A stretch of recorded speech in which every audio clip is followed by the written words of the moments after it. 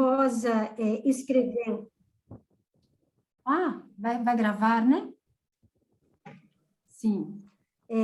O outro livro que Rosa escreveu, este é dela e do Tito, né? Ela e o Tito que escreveram. É Como a Gente Vira Gente, As Maravilhosas Aventuras de Tito e Vopsi na Terra da Humanidade, da editora Inverso, né? Co-organizadora e coautora dos livros Psicanálise e Ações de Prevenção na Primeira Infância, da editora Escuta, De Bebê a Sujeito, a Metodologia IRD nas creches, também da Escuta, e outro da Escuta também por uma nova psicopatologia da infância e adolescência, né?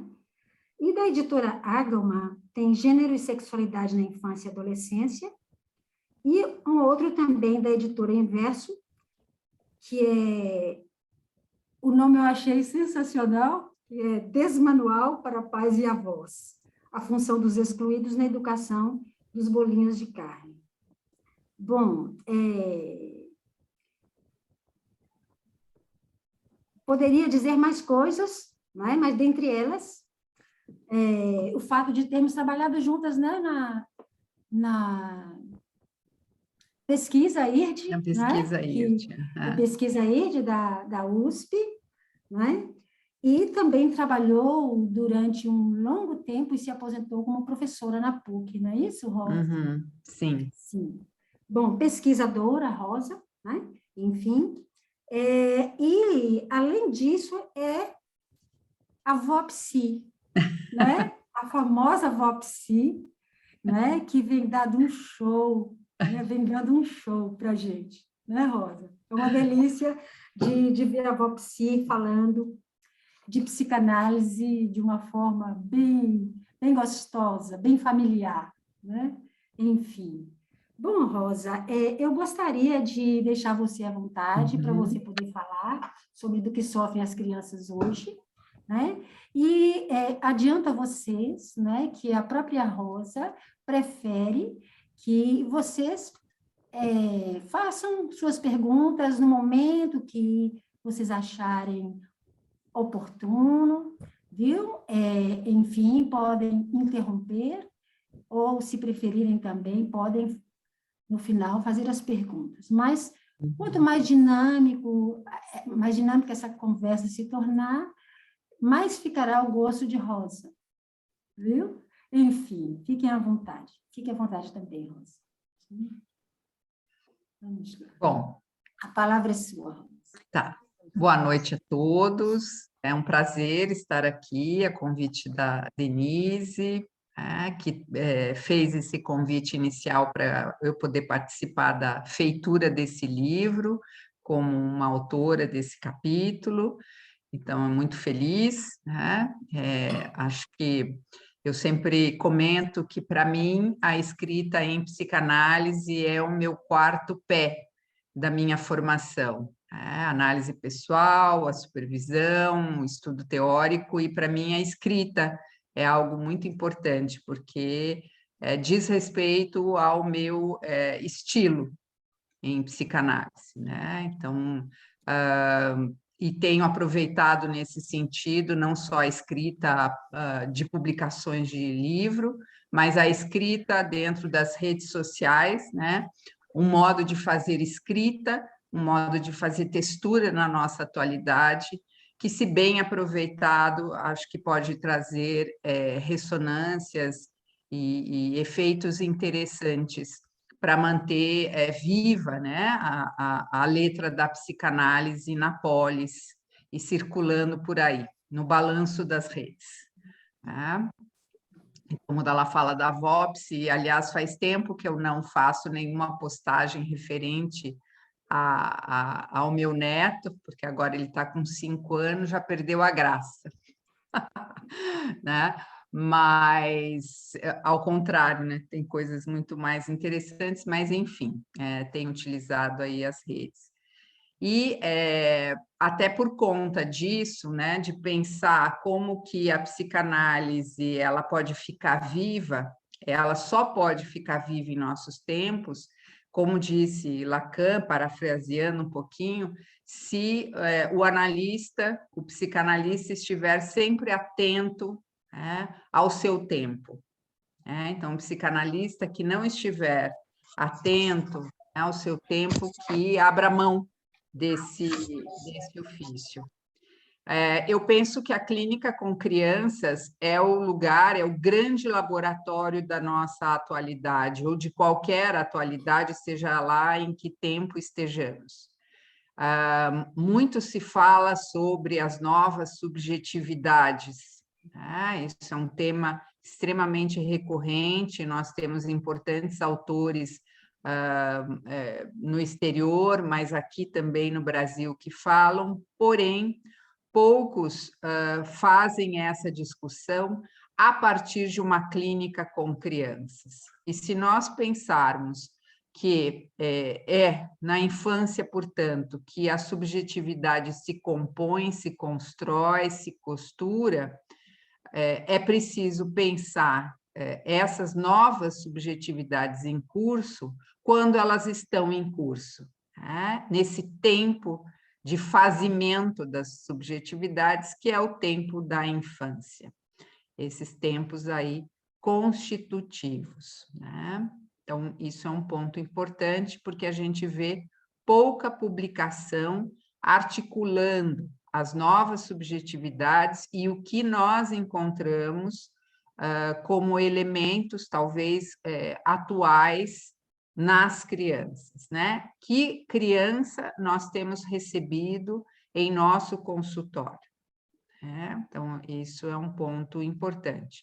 Que nós sabemos que a estrutura, ela ultrapassa uma espécie de temporalidade e de sintomas da moda, isso também é necessário se colocar. Nós não podemos, né, reduzir a nossa prática clínica pensando que, então, aquilo que tanto Freud quanto Lacan e outros autores fundamentais da psicanálise escreveram há 30, 40, 50 anos atrás, já não nos serviria mais. Ao contrário, né? Então, também é tarefa do psicanalista, em cada tempo que se encontra no seu ofício, poder extrair o que há de atemporal da letra psicanalítica, né? Dos textos psicanalíticos, porque senão nós fazemos sempre uma leitura reducionista da psicanálise. Temos vários exemplos disso, né? Desde o Freud ultrapassado, machista, etc. E se, né, a gente mantém esse tipo de leitura muito superficial, imaginária e tendenciosa. Tá? Então, acho que isso também é importante a gente destacar. A psicanálise, ela sofre, né, a pregnância da cultura e do tempo em que ela está operando, mas ela é capaz de manter-se num alicerce mais estrutural, vamos dizer assim. Isso quer dizer que a psicanálise, sim, vai sobreviver, porque isso era um tema. Talvez alguns de vocês sejam bem jovens, mas quando a gente passou de 1999 para 2000, quem sabe a Denise se lembre, houve muitos seminários, congressos, né, discussões, publicações girando em torno do seguinte tema: a psicanálise sobreviverá ao século XXI? 22 anos depois do século XXI iniciado, nós vemos o quanto que a psicanálise ela tem uma sustentação e um alcance talvez muito maior do que há 22 anos atrás, né? Então, sim, a psicanálise sobrevivia. Eu lembro que eu participei, fui convidada para falar sobre esse tema, mais uma, né, que falou sobre esse tema. E eu lembro que no final da minha fala eu coloquei, então isso há 22 anos atrás, que a psicanálise vai sempre sobreviver se houver pelo menos 2 seres de linguagem na Terra, porque aí o equívoco se instaura. E aí, né, a gente tem pano para manga. Então, nesse sentido de pensarmos também, né, e acho que vale esse reconhecimento daqueles que têm a coragem de manter a publicação em psicanálise, né? Não só o ofício do psicanalista, mas aqueles que publicam trabalhos de psicanalistas, né? Então, isso é essencial. Dito isto, né, vamos um pouquinho para o tema que anima aqui a nossa fala e o tema que eu abordei, então, no meu capítulo, né, do que sofrem as crianças hoje, ou de como dói tornar-se sujeito. O próprio título exige, eu estava comentando aqui antes de vocês entrarem, exige uma certa atualização do que sofrem as crianças hoje. Então, e às vezes isso vai se renovando de tempos em tempos. Se eu fosse escrever esse texto hoje, eu acrescentaria outros elementos que não foram postos, porque não era ainda uma questão, seja para mim ou seja para o tempo, né, em que nos encontramos. Mas, de todo modo, e aí eu vou querer também acrescentar, né, como se eu fosse colocar mais uns, né, enxertos aí nesse texto, pensando alguns elementos da nossa atualíssima atualidade, né? Mas eu já chego aí. Bom, que eu pensei ao escrever esse texto, né? Então, tudo que eu escrevo é fruto da minha prática clínica. Raramente eu escrevo um texto essencialmente teórico, né? Então, a teoria ela vai me servir para sustentar aquilo que eu observo na minha prática clínica, no caso aqui com crianças, né?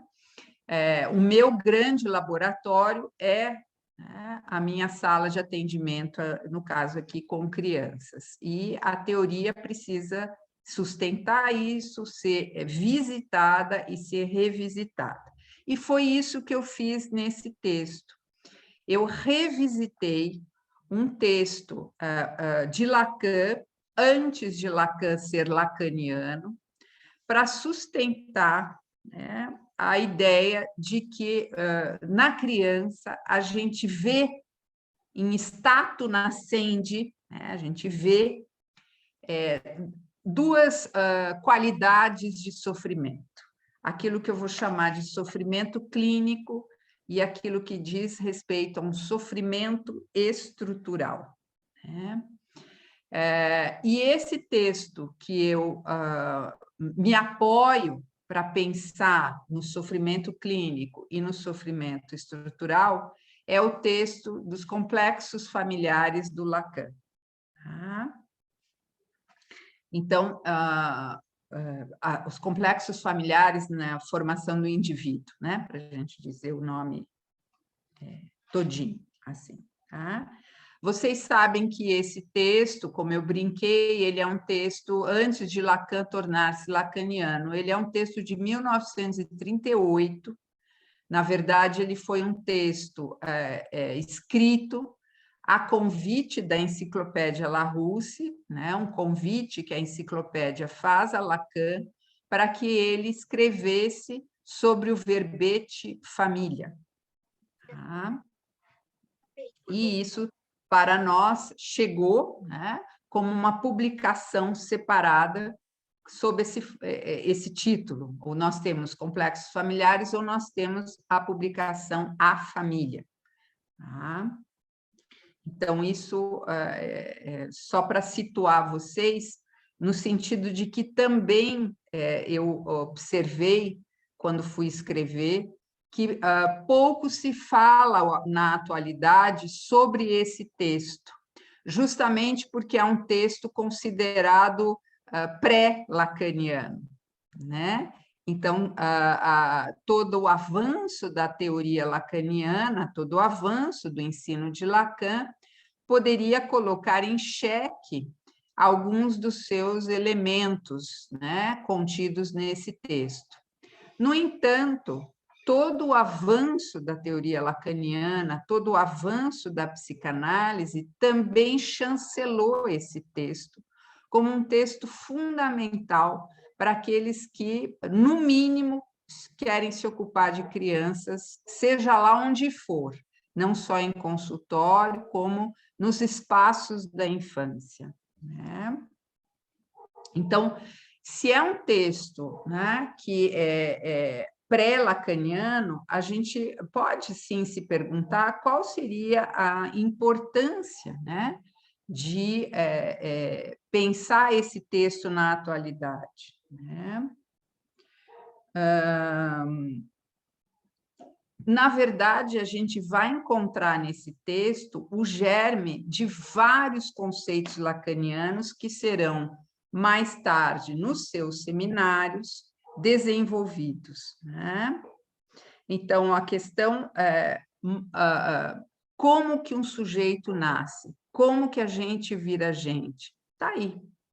Está em 1938, toda a discussão em relação a essa questão, né? Então, e é interessante pensar, né, porque a gente tem toda uma onda em relação à psicanálise de reverenciarmos o último Lacan. Então, é possível nesse texto, né, de 38, vislumbrar o que muitos vaticinam como o último Lacan, e já aqui era o primeiro. Então, isso é uma coisa que me espantou. Isso é um texto que eu já li muitas vezes, né? E cada vez que a gente lê, psicanálise é assim, né, gente? Cada vez que a gente lê com lentes diferentes, numa posição diferente, extrai coisas diferentes, né? Então, eu não vou me deter no texto em si, né, do Lacan, mas pensar de que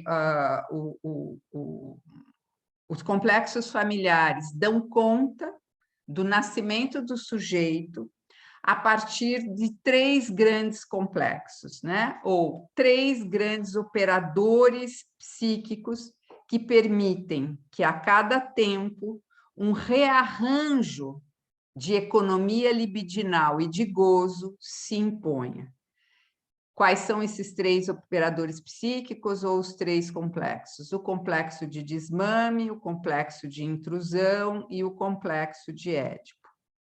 É lógico que Lacan vai revisitar necessariamente, né? Foi preciso fazer isso, ao propor a noção de Édipo estrutural, recortando, então, ou melhor dizendo, né, reorganizando essa questão das grandes encruzilhadas estruturais na vida de um sujeito, quais sejam a fase do espelho e o complexo de Édipo, ou pensando nos 3 tempos do Édipo, né?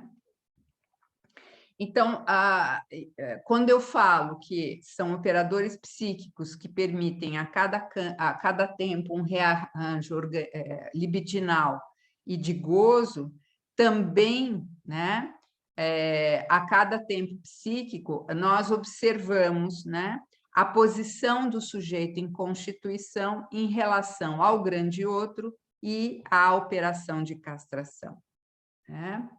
E atravessar, né,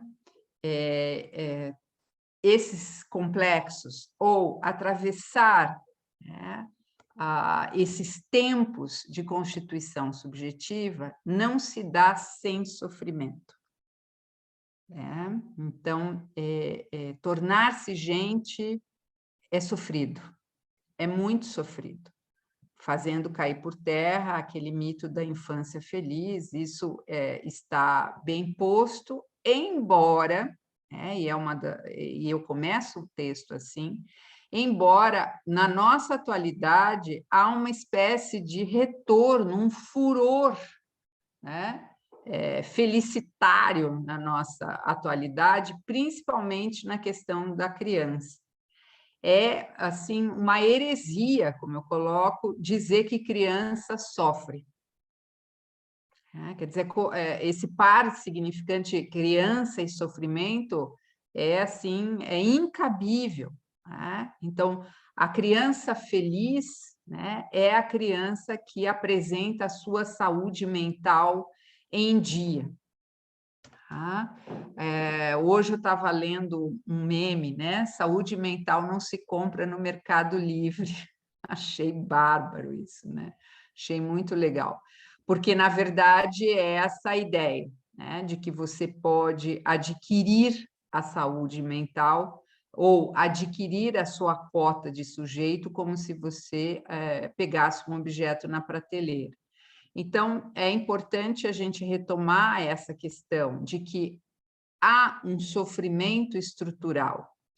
Ora, essa discussão, Freud já fazia em Mal-Estar na Civilização. Né? Esse é o pacto civilizatório. Vamos combinar aqui. Você quer ser civilizado? Você quer ser um sujeito de linguagem? Então, tá bom. Mas o preço que você vai pagar é de estar sempre mal. Então, só que isso pouco se discute na infância, como se na infância não pudesse aparecer essa cota de sofrimento estrutural. Se a criança está sofrendo, ela precisa de uma intervenção. Na maioria das vezes, uma intervenção ortopédica, né? Que possa extrair, né, esse sofrimento da criança. Tá? E é com essa demanda que muitos pais chegam até nós. Né? Nosso filho não está bem na escola, nosso filho não faz amizades, a criança bate em todo mundo, a criança... Então, se isso diz respeito a um sofrimento, por favor, retire esse sofrimento. Então, quando os pais nos pedem para que retirem o sintoma, na verdade, eles estão pedindo para que retire o sofrimento, porque o que é mais sofrido para os pais é estar numa posição de impotência diante do sofrimento dos seus filhos. Eles não podem fazer nada quando uma criança sofre nesse sentido. Mas há essa ideia, e lógico, os pais não têm que ler psicanálise, né? Há essa ideia de que o sofrimento é extirpável da existência. Até o momento em que a própria criança, eu quase trouxe aqui, né? Hoje, uma menina que eu atendo já há algum tempo, ela fez um desenho assim maravilhoso, né? Porque ela está saindo da infância, entrando na adolescência. E hoje ela disse para mim, Rosa, eu voltei a ter alguns medos. Ela veio vindo num caminho muito interessante, era uma criança que apresentava alguns medos e principalmente isso tirava o sono dela. Mas aí ela disse para mim, medos diferentes. Eu falei, do que é que você está com medo? Então, eu estou com medo da morte. Né? E aí ela faz um desenho dela, né? Ela estirada no chão, com uma mancha de sangue no peito. Ela desenha a morte com a foice, né? E ela desenha um fantasma ao lado dessa morte e ela vai escrevendo, ela vai fazendo a legenda dos desenhos. A morte, eu morta, eu fantasma. Tá? Então, isso a coloca em muito sofrimento. Né?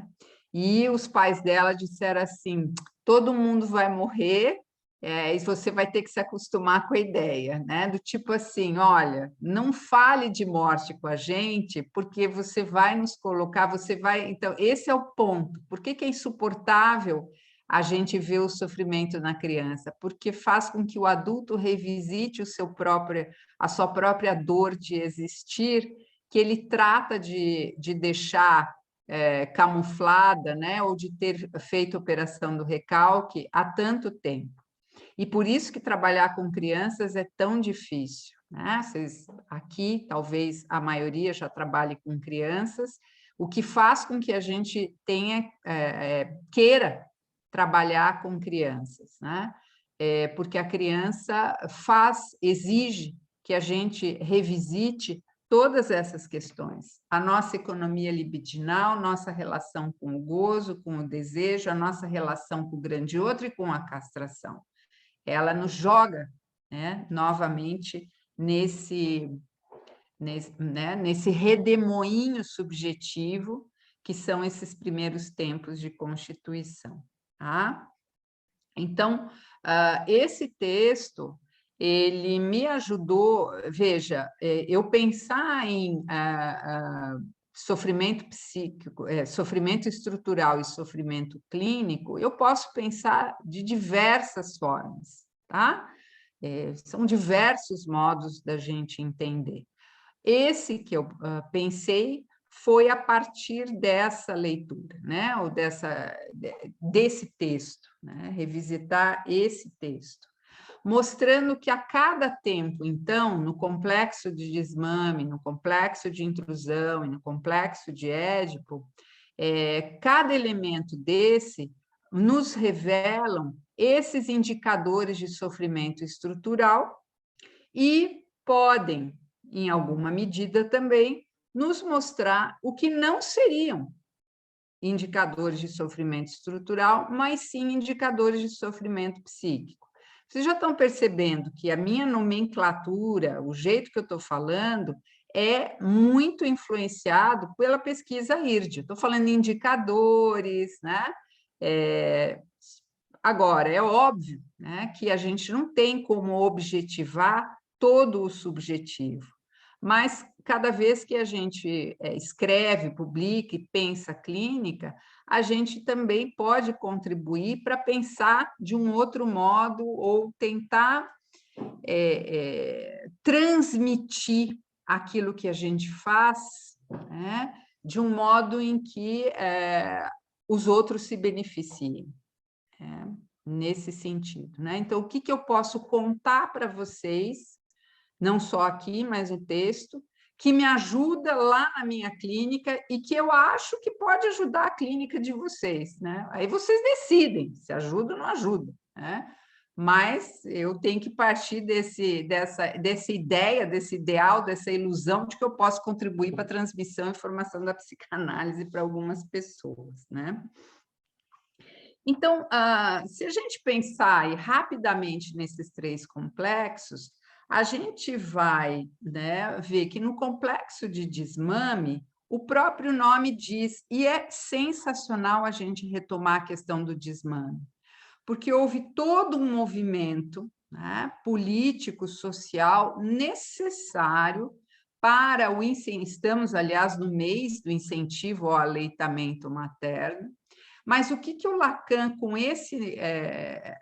essa definição, né, de que há um tempo psíquico fundamental de início que lança as bases de constituição subjetiva, ele não falou em complexo da amamentação, ele vai falar em complexo de desmame. Isto quer dizer que uma amamentação bem-sucedida é aquela que termina no seu desmame. Tá? É isso que marca, é isso um organizador, né, psíquico, usando também aí uma baliza mais objetiva, né? O desmame, a amamentação só pode ser medida na sua, digamos assim, eficácia subjetiva quando a amamentação se encerra. Enquanto ela não se encerra, aí isso fica em suspenso. Por que eu ressalto isso? Porque nós estamos num tempo, né, verificando a dificuldade de separação pela via do desmame dos laços mãe-bebê.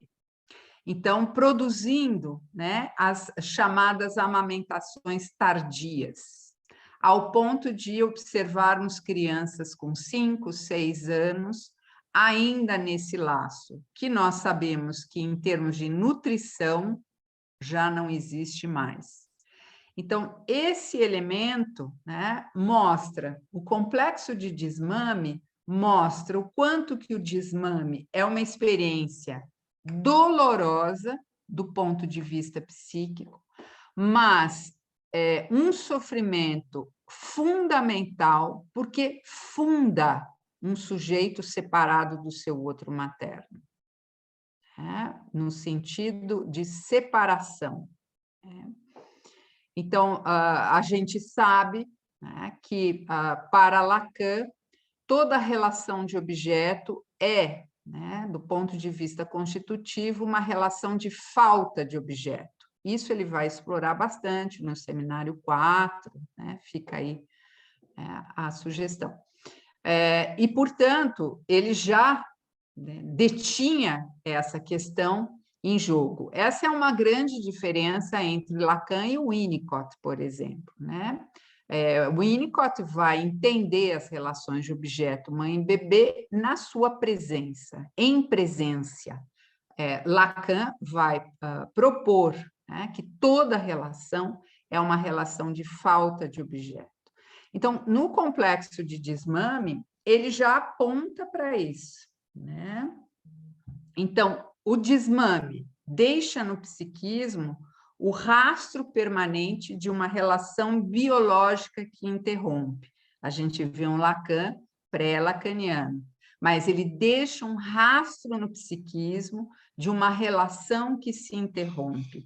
Essa crise, eu estou citando Lacan, tá? Essa crise vital duplica-se com efeito numa crise do psiquismo. E que crise, agora sou eu falando, E que crise é essa? Que sofrimento é esse? É um momento, É aquele momentozinho lá no bebê, na criança pequenininha, um pouquinho maiorzinha já, em que o real vem aqui cutucar e diz assim, a mãe falta. E isso dói pra caramba. Isso dói muito. Para que serve essa dor? Aí eu retomo o Lacan. A imago dessa mãe deve ser, então, sublimada para que novas relações se introduzam, como o grupo social, para que novos complexos se integrem ao psiquismo. Então, a saturação do complexo funda o sentimento maternal. A sua sublimação contribui para o sentimento familiar e a sua liquidação deixa traços onde ela pode ser reconhecida. Então, isso é interessante. A gente pensar, por exemplo, crianças que têm muita dificuldade no relacionamento com os seus semelhantes, que não conseguem desinvestir da sua relação de objeto primordial. E eu não estou falando de criança pequenininha, estou falando de criança lá que está na escola, que tem 5, 6, 7 anos e ainda assim não consegue estabelecer laços sociais. E a gente pode fazer uma relação, a gente pode fazer um monte de relação, tá, pessoal? Mas eu estou aqui fazendo essa. A gente pode pensar numa dificuldade de separação que ainda se impõe num tempo muito anterior. Tá? Muito anterior. Aí eu faço uma questão mais da atualidade. O que aconteceu na pandemia? É impossível a gente não citar a pandemia, O que se produziu na pandemia foi um alargamento do estreitamento. Não sei se vocês entendem, quer dizer, ficou mais tempo estreito, por mais tempo, então se alargou aquele tempo de ligação, de não separação, em função de todas as contingências aí que esse real chamado Covid nos impôs. Tá? Então, isso é um elemento interessante. O que isso produziu? Esse alargamento do estreitamento. Quando essa família ou essa criança é chamada novamente a circular pelo campo social, isso resta muito sofrido. Ela tem tido, algumas crianças, né, têm tido muita dificuldade. Tá? Por quê? Porque o encontro com os seus semelhantes exige que ela já seja um sujeito destacado do outro materno e exige que ela faça do seu semelhante um polo de construção da sua própria identidade de si. Aí a gente desliza para o complexo de intrusão, né? Que é a chegada desse intruso, né? Desse semelhante que vem, mais uma vez, abalar a condição ainda narcísica, só um pouquinho.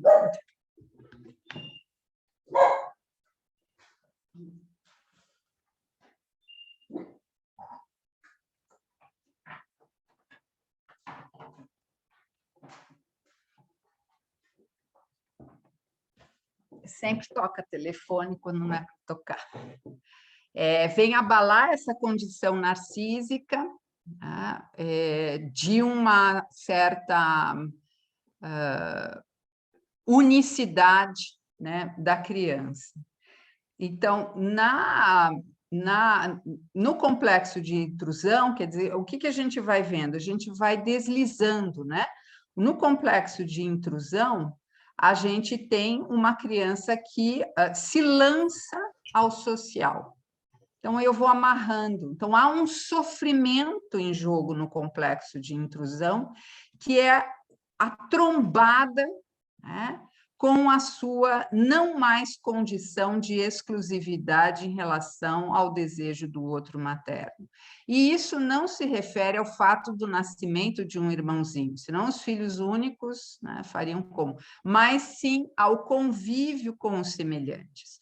Por isso que a criança precisa desse convívio com os semelhantes. De novo, eu faço puxo, né, a pandemia. O que se produziu? Um convívio ou extinto ou muito escasso com os semelhantes, principalmente aquelas crianças que realmente não tinham crianças no seu núcleo familiar, né? Então, de fato, ficaram muito expostas a um convívio adulto. Tá?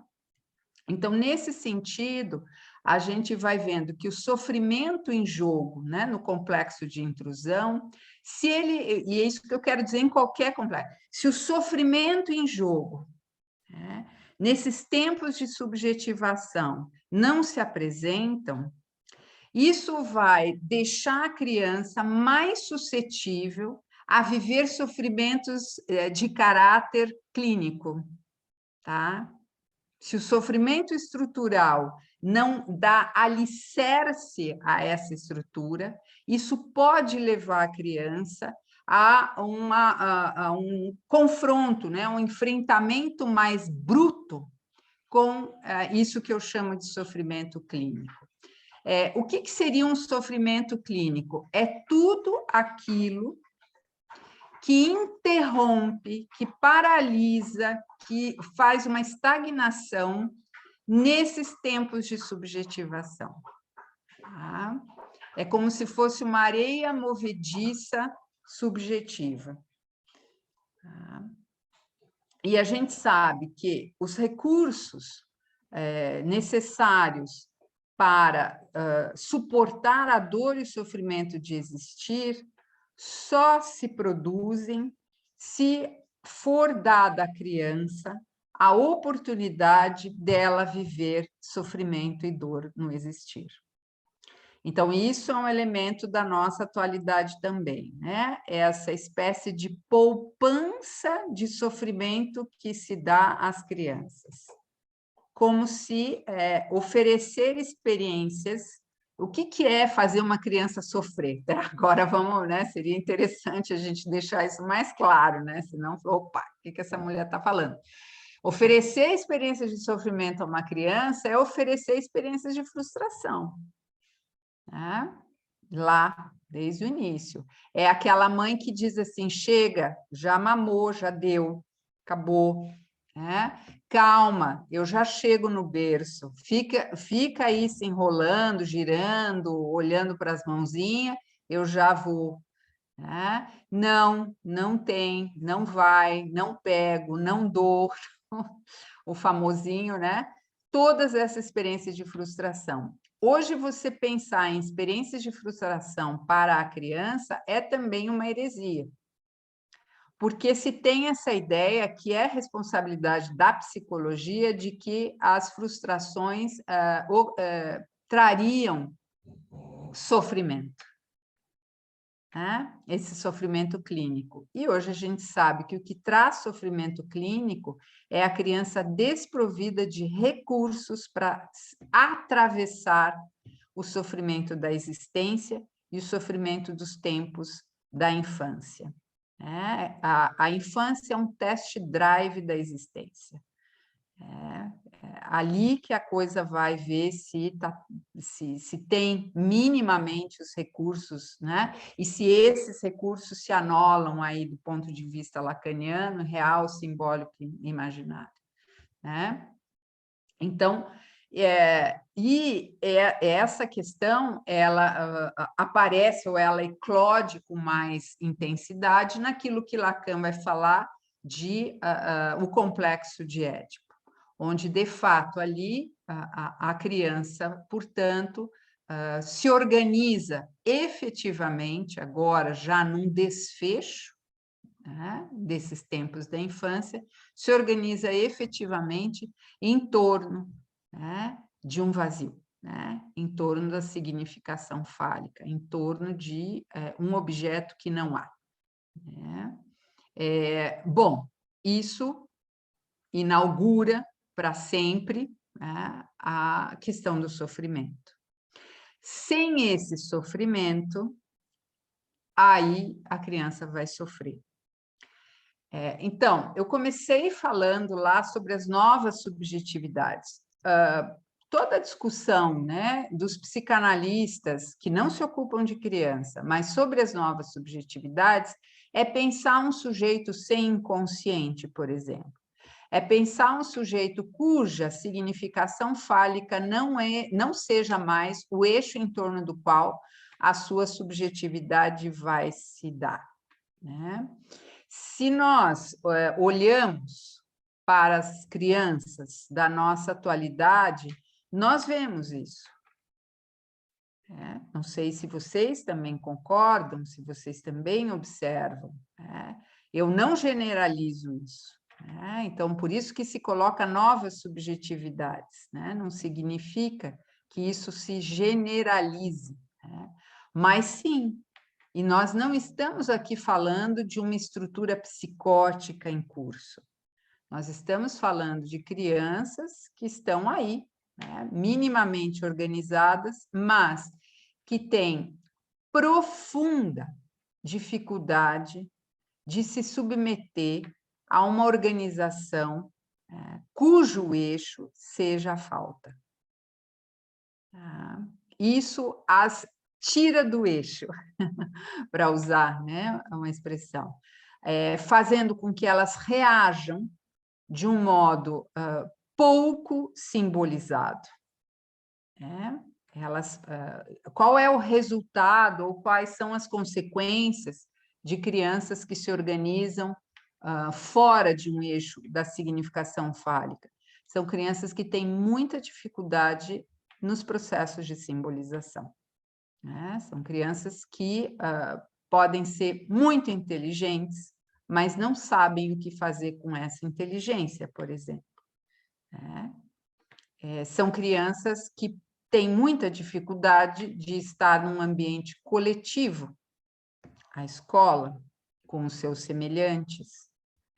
São crianças que têm muita dificuldade de viverem o processo de separação, buscando lá fora substitutos maternos. Vocês percebem que o caminho da sublimação não é encontrar um substituto materno. O caminho da sublimação é encontrar outros objetos. E você tem crianças que vão lá fora encontrar substitutos maternos, sejam em pessoas, sejam em objetos, né? A droga é uma delas. Ou os gadgets aí, né? Para usar essa expressão que o Lacan gostava. Então, acho que isso é importante, que faz, né, essa ponte para a atualíssima atualidade, né?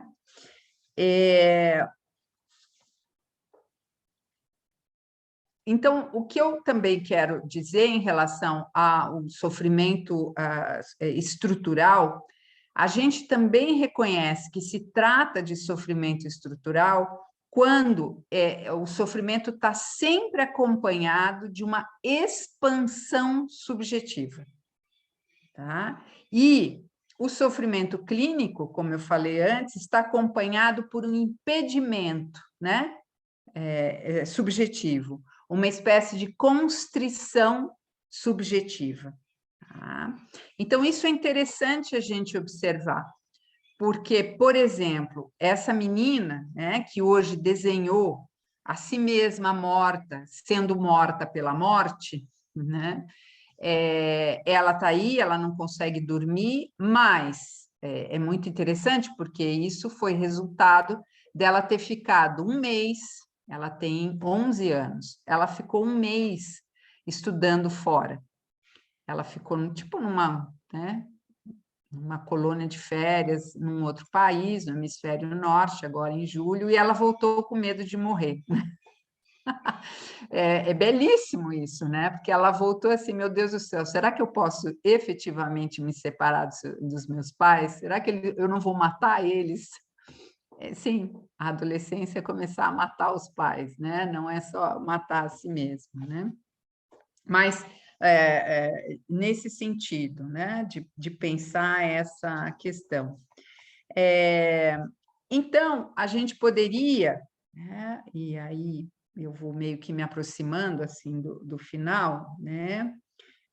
Se hoje o sofrimento clínico diz muito respeito a dificuldades de fazer operar na criança limites ao gozo, então é isso que eu estou colocando.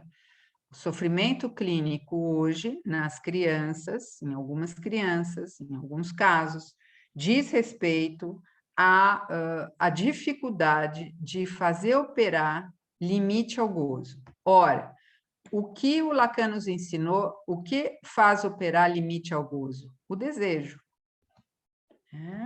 Será esse, então, né? Se o desejo faz limite ao gozo, a lei faz limite ao gozo, será essa a verdade que os sintomas das crianças na atualidade enunciam? Que a lei não tem se mostrado consistente o suficiente para barrar esse gozo? Então, os dispositivos da cultura reguladora da família têm operado hoje como limite ou manutenção do gozo na criança, ou do gozo familiar. Então, é uma pergunta que eu faço no texto. Será que a gente pode afirmar que hoje as crianças sofrem por serem gozadas demais e desejadas de menos? Por serem economizadas demais e gastas de menos? Será que elas sofrem por terem prazer demais e sofrimento de menos?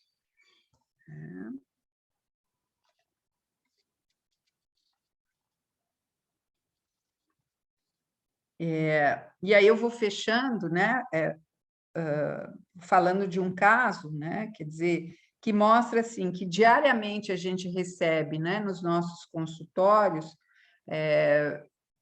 crianças que demonstram para a gente que o sofrimento vivido por elas dizem muito respeito pelo fato delas se sentirem responsáveis pelo gozo parental, né?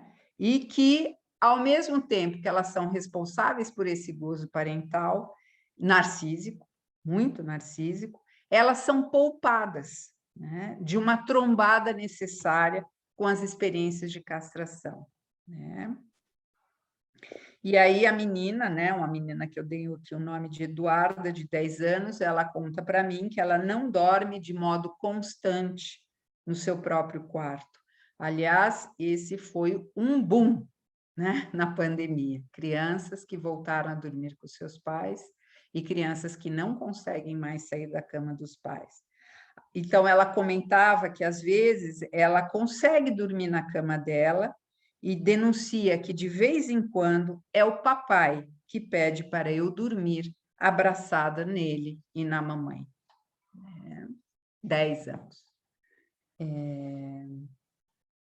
É claro que a gente está advertido ao fato de que a gente não pode dosar, nem temos condições de dosar, a cota ou o quantum de sofrimento em jogo para que uma estrutura se arme, né?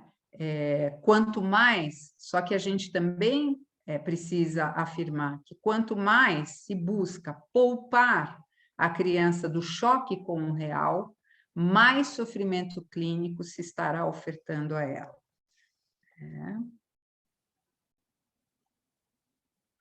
Então, fechando mesmo, né? Já são 9 horas, o que o trabalho com crianças hoje tem, né, me colocado é que muitas vezes o sofrimento delas se refere menos à formulação de resposta, que seria um indicador de sofrimento estrutural, e muito mais na colocação de perguntas, indicador de sofrimento clínico, né? Então, seria mais ou menos isso. Eu acho que temos ainda um tempinho, né, Denise? Se alguém quiser colocar alguma questão, discutir. Foi uma coisa bem rápida, assim, né? Eu quero falar um monte de coisa, mas...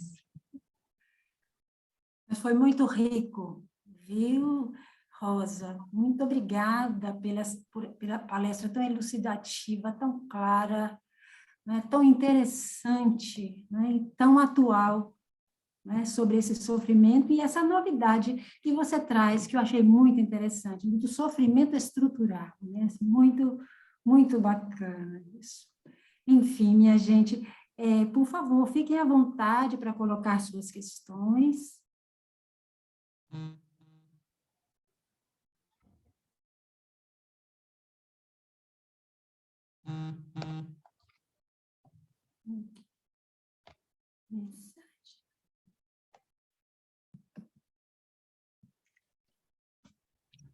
Posso fazer uma pergunta? Sim, Posso Patrícia? fazer? Oi, Patrícia. Patrícia, tudo bem? Tudo bem? Tudo bom, Rosa? Eu te agradeço, né,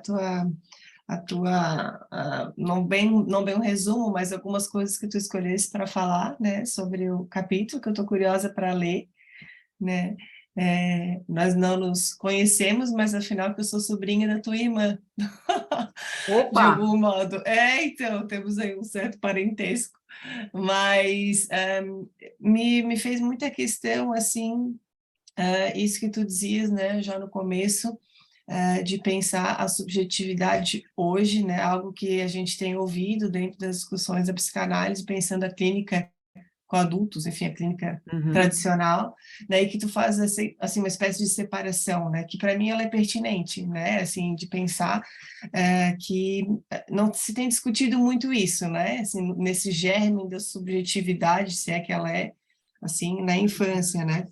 E aí no final tu dizes, né, de que as crianças, né, colocas algumas perguntas, né, se elas estão sendo mais gozadas e menos desejadas, né, depois tu dizes, né, se elas estão tendo prazeres demais e sofrimentos de menos, né, e que isso que às vezes até se coloca de um meio até meio apocalíptico, assim, da psicanálise, de que agora o declínio da função paterna, como se fosse algo muito novo, né, sendo que o próprio Lacan já fala disso, né, mas de que isso, né, essa falta da lei simbólica, né, assim, dessa barreira ao gozo, né, estaria, traz isso na clínica com crianças, né? Uhum. Mas se a gente pensa, né, que a clínica com crianças, que as crianças elas sempre estão na relação com os adultos, né, ou seja, de que a gente também, enquanto adultos, também vamos muito mal com essa coisa dos limites aos nossos gozos, né? Então,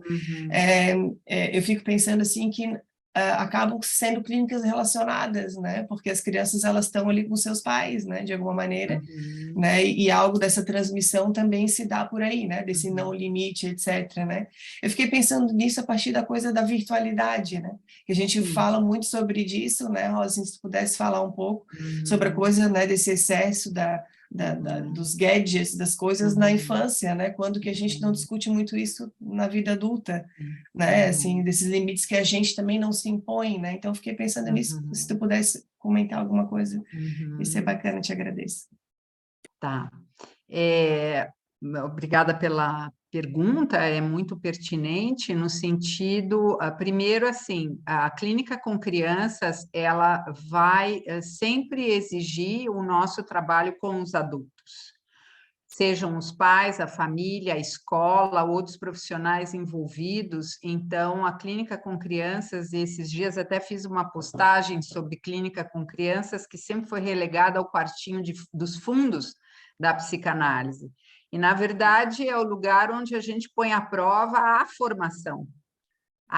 Existe uma formação, que é a clínica psicanalítica, né? Quem quer se enveredar pela clínica. A questão é, quando a gente trabalha com uma criança e coloca essa interrogação a respeito do... Toda criança responde a um ideal, a um gozo e a um desejo parental, tá? Há um ideal, há um gozo e há um desejo da cultura, né? Porque se os pais são os transmissores da cultura, isso tem a ver, né? Isso que eu falei, né? Quais são os dispositivos reguladores da cultura. Então, a gente tem que pensar que quando os pais têm seus filhos, é lógico que e o Freud já dizia isso em 1914, na Introdução ao Narcisismo, né? Os filhos são extensão narcísica dos pais. Então, tudo que os pais querem ver num filho é tudo, menos a falta. Tá? Então, eles vão fazer uma espécie de parceria gozosa. Isso é necessário. A relação de gozo, o gozo do outro, né? Lá nesses tempos iniciais de estabelecimento do circuito pulsional, é fundamental. É tão fundamental que precisa ser estilhaçado. É isso que a gente estava falando, da ideia de complexo de desmame. É tão fundamental que precisa ser estilhaçado para deixar as suas marcas. Só que essa parceria parental, né, que é o que me parece que você coloca em questão, é uma parceria hoje que privilegia o gozo e não o desejo. Tá? Então, ao mesmo tempo que os pais têm um discurso, só que é um discurso do enunciado e não da enunciação, de que eles estão transmitindo algo de uma falta. Então, aqui em casa, a gente estabelece hora para a criança usar telas. Aí, quando a criança para de usar telas, os pais não param. Né? Quando a criança para de usar as telas e se dirige à mãe, ao pai, né, à família, eles estão ou não estão disponíveis. Isso não quer dizer que a lei para uma criança é a mesma para os adultos, de modo algum, não quero dizer isso. Mas o excesso de telas, por exemplo, é um dispositivo que se utiliza hoje para alguns pais, na medida em que os retira um pouquinho dessa tarefa muito difícil que é a parentalidade. É muito difícil ficar sendo pai e mãe das crianças depois que elas voltam da escola, chatas, cansadas, com fome, sujas, ranhetas. Então, a gente faz rapidinho essas atividades instrumentais e cada um para a sua tela, porque há uma espécie de as telas é uma espécie de descanso parental. Tá? Lembra que chupeta em inglês é pacifier, né? As telas são a nova pacifier da atualidade. Então, você vê isso, com certeza. Aquilo que a gente verifica na criança é resultado de um movimento da cultura, não é nem dos adultos, né? Mas é da cultura. E hoje a gente espera que uma criança goze aquilo que o adulto não goza. Então, o adulto goza pela criança, goza através da criança, né? Usando a criança como meio para o seu gozo, né? Não sei se eu expliquei, se você entendeu, se era isso que você queria escutar, mas era isso que eu pude falar, né? Tem alguém com as mãozinhas levantadas? Sim. Oi. Tem a Ana Lisete, Josias. Ana Lisete quer falar primeiro? Só se você é o anfitrião, então você quer ficar para o fim, mas tudo bem, pode ficar à vontade se você quiser falar antes. Ou então eu falo eu. Rosa, muito obrigada pela tua generosidade de compartilhar. Eu sou tua seguidora nas redes.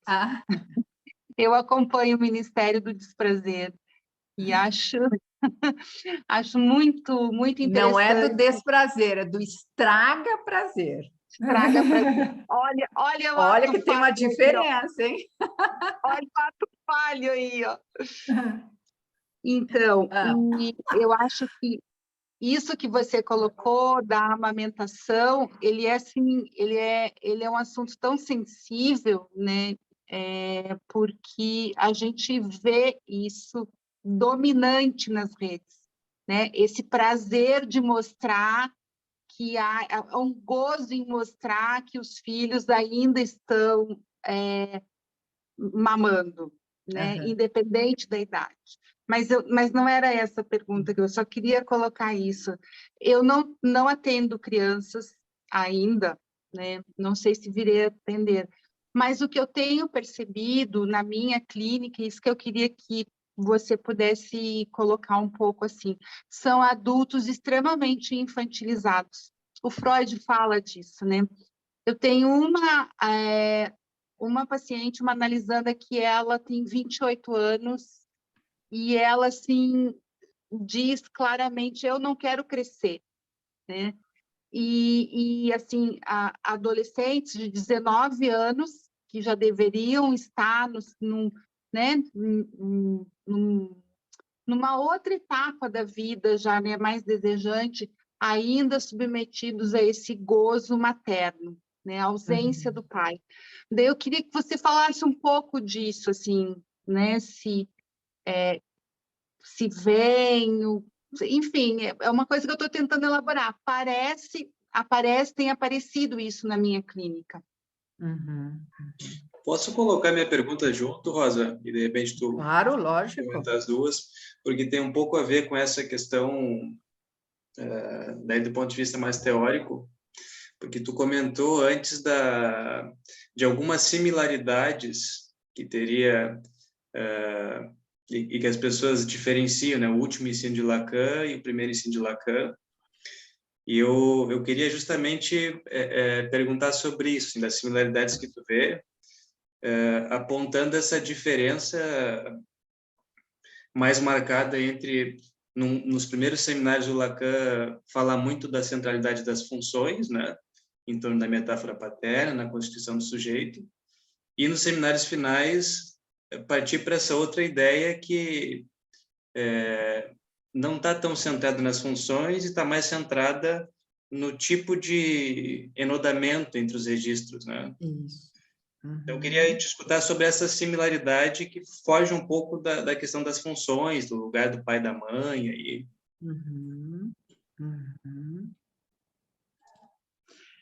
Tá. Vamos pensar, vou começar, né, a partir da pergunta da Ana ali, em relação à clínica com adultos, né? Bom, que a gente vai se ocupar do sujeito infantil na clínica com adultos foi o que o Freud nos ensinou, né?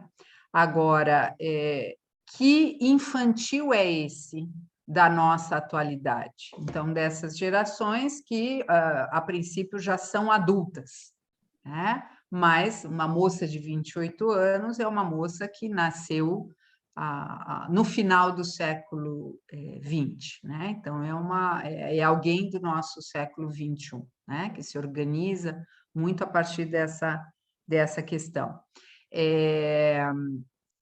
Você pensar, e aí eu pulo lá para a pergunta do último Lacan, pensar a clínica, né? Não só pela via edípica, da trama edípica, função materna, função paterna, mas pensar a clínica a partir dessas particulares modalidades de gozo em jogo, que fazem com que, então, real, simbólico e imaginário se anulem de um modo peculiar em cada um.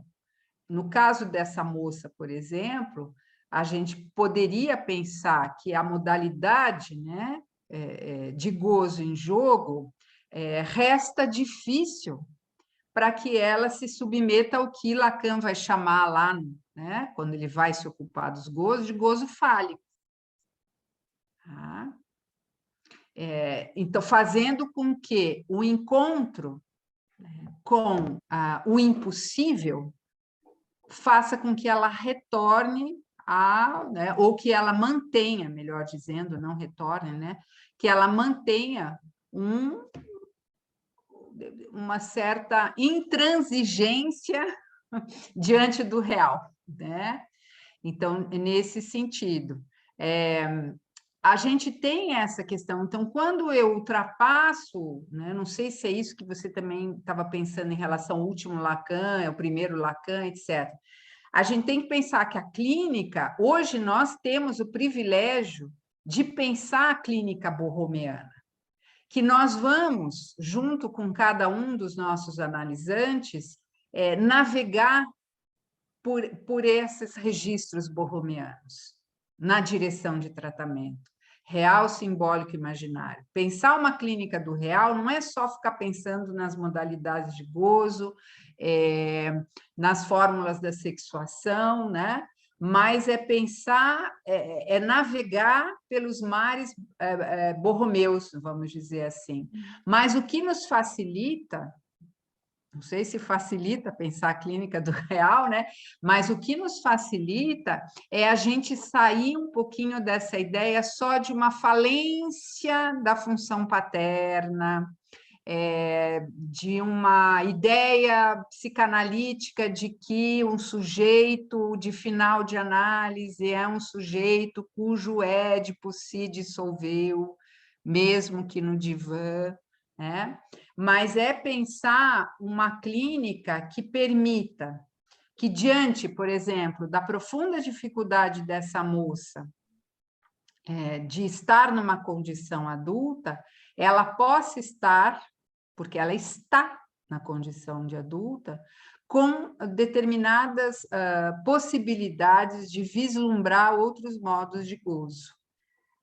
Ou seja, né, que ela reconheça que existem pontos que não serão simbolizados e que existem pontos.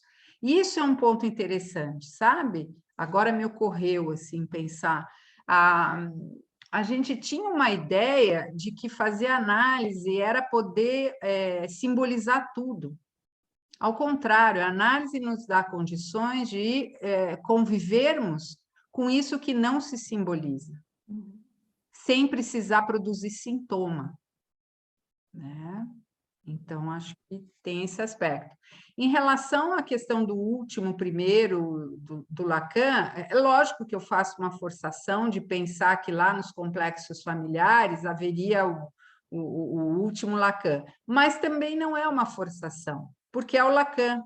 O Lacan já vislumbra nesse texto coisas muito interessantes, como, por exemplo, o objeto A, que é, né, um grande conceito extremamente lacaniano, né? Ele já vislumbra essa questão do real, só que ele não tem à disposição essas definições. Era 1938, né? Ele estava... Quem era Lacan em 1938? Um cara que estava encantado com o Vallon na Fase do Espelho, um cara que estava lendo sociologia, um cara que estava começando a ler antropologia estrutural, né? Um cara que ainda não tinha começado a ler a linguística. Mas, ao mesmo tempo, era um cara que dizia, olha, gente, a criança, olha, família é isso, né? É uma sucessão de experiências de frustração, mas ele não tinha como dizer que isso era regulador do gozo. Isso ele não tinha. Hoje nós temos essa possibilidade de fazer minimamente essa ponte, né?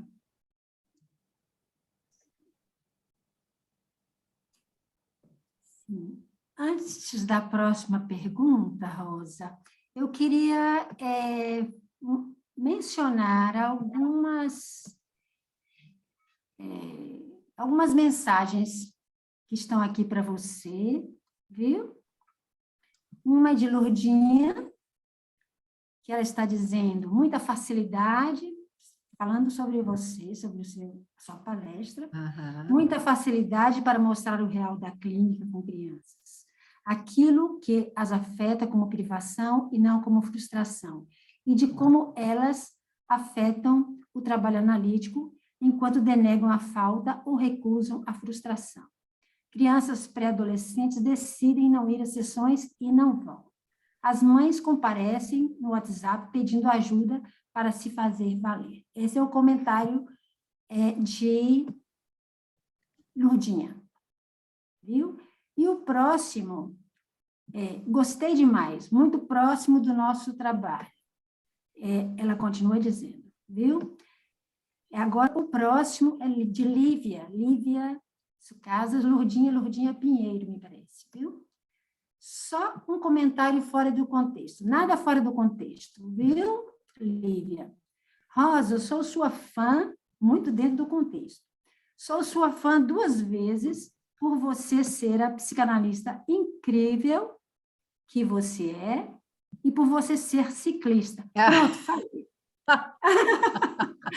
Sim, a Livinha é um fenômeno. Ela comparece no Facebook com cada roupinha linda de ciclista linda. Ela pedala também. Entendi. Sim. Temos que dar nossas pedaladas, inclusive na psicanálise, né? Sim. Vou ver se tem mais algum. Sim, ó. Lívia, você quer falar alguma coisa? Ela é cheia de coraçõezinhos, uma carinha cheia de coraçõezinhos aqui para você, viu? Rosa. Sim.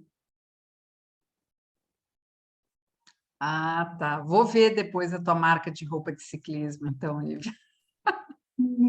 Sim. Eu imagino, né, que seja a marca dela lá, porque é bem interessante, assim. E ela parece ser a modelo. Sim, ela está dizendo que sim. Tem essa marca, sim. Bom, sim, Rosa. Não, eu só ia fazer um comentário, porque eu acho que está meio no fim, assim, sobre essa questão da posição da criança e a posição dos pais e esse conluio gozoso que se produz, né? Num outro texto, eu vou discutir essa posição do filho, né? No sentido de pensar o filho ou como um complemento, ou como um suplemento, ou como um sofrimento. Tá? Então, que o filho como complemento seria da ordem de um gozo fálico, o filho como suplemento, o gozo suplementar, e o filho como sofrimento, o que eu extraio do Freud lá, essa ideia do gozo masoquista. Tá? Interessante, Mas, Rosa. é, Interessante. mas isso fica tema para uma outra prosa. Sim, bacana, bacana. Minha gente, alguém mais gostaria de fazer uma última pergunta? Vou colocando última para ver se o desejo de perguntar comparece. Alguém gostaria de fazer mais uma pergunta? Deixa eu... É uma última coisa também, que eu falei dessa atualidade, todo mundo fala do retorno às atividades presenciais, né, como gerador de ansiedade, essa questão da ansiedade. Esses dias até eu fiz um post a partir de uma ideia assim de que nós estamos vivendo um tempo fóbico. Acho que a grande questão é o medo. Então, a ansiedade localizada, né? Assim, a angústia, né? Tem um nome, é o medo de. O medo de voltar para o mundo, né? Porque voltar para o mundo é novamente se trombar diariamente com as experiências de castração. Então, a pandemia, ainda que tenha colocado a gente num baita alerta, né, de que a gente pode a qualquer momento sucumbir, realmente morrer, por outro lado, a quarentena ou, né, a permanência praticamente diária, né, em casa, produziu uma ideia de que o mal está lá fora. E nós seríamos, então, preservados desse mal. Retornar, então, a criança que retorna à escola, a família que retorna ao trabalho, ir para a floresta, onde o lobo mau está à espreita. Né? E isso tem gerado muito medo. Nunca foi tão amedrontador voltar ao normal. Sim, realmente ficou essa ferida aí, não é, Rosa? Enfim, minha gente, acho que podemos finalizar, não é, Rosa? Já aproveitamos demais de Rosa hoje, não é? Eu queria te agradecer muitíssimo, Rosa. Eu que É um agradeço. privilégio ouvir você, uma delícia te ouvir. Aprendi muito com você, aprendo sempre. Queria agradecer muito a vocês todos que têm comparecido e que em breve nós teremos também, aproveitando, não é? Mais uma colega falando para nós, que é a Cristina Keiko.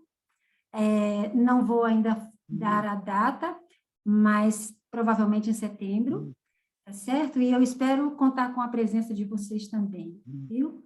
Muitíssimo obrigada a todos pela presença, um grande beijo para todos, enfim, e até a próxima. Rosa, mil beijos para você, minha querida. Obrigada, tudo de bom, obrigada, e a gente se sucesso vê. sempre, viu? Josias, meu querido amigo e companheiro, parceiro, muitíssimo obrigada também, como sempre.